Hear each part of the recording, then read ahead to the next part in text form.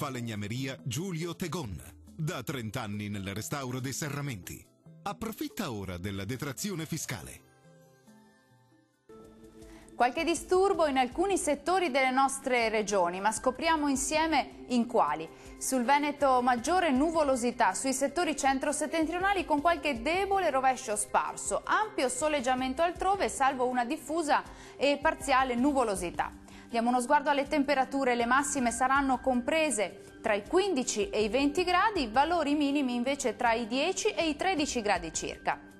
Che tempo farà invece sul territorio del Friuli Venezia Giulia?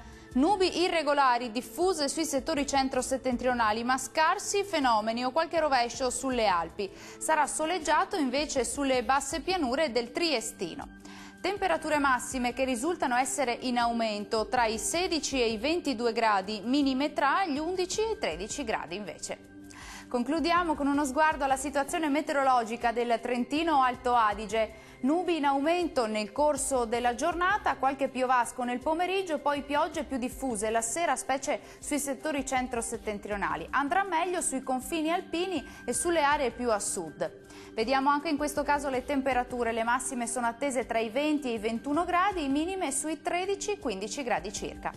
Il mare sarà mosso sulle coste e molto mosso al largo, i venti moderati da sud-est sulle zone costiere e forti al largo.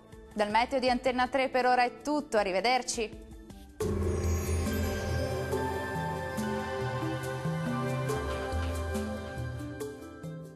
Falegnameria Giulio Tegon.